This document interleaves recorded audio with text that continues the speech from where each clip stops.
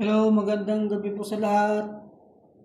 Ito na po yung part 2 na gagawin natin, continuation ng blouse na ginawa ko kahapon.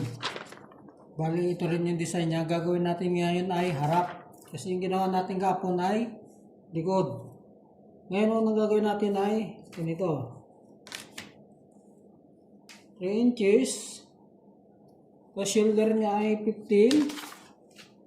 7 1/4 by 1 3/8. Mas baba tayo rito ng 1 1/2. Okay, para sa magiging shoulder ng harap. Guhitan na natin yan. Yan.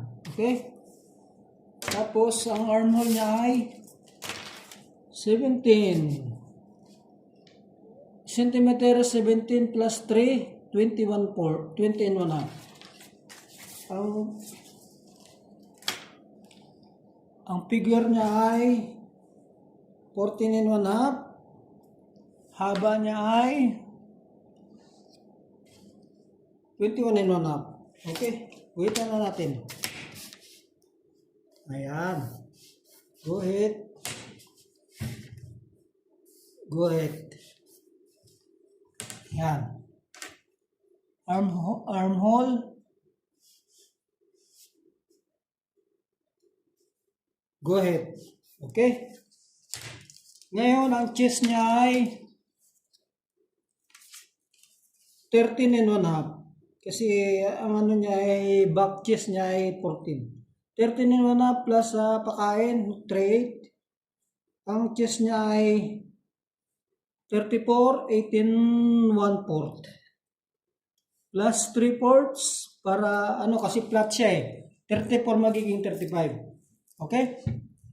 Dito naman ay biwang niya ay 29, 7 1/4. Plus tax, 3/4. Plus plusing 1 1/2, another 3/4. 29 magiging 13 1/2. Okay? Ngayon, ang hips niya ay 35. 18 3/4 plus 3/4 plusing. Yan, guhitan na natin mga boss. Guhitan na natin to. Okay? Ayan. Guhitan rin natin to, chest. Ayan, mano-mano na lang natin to. Yan o. Sa armhole niya. Ayan. Okay?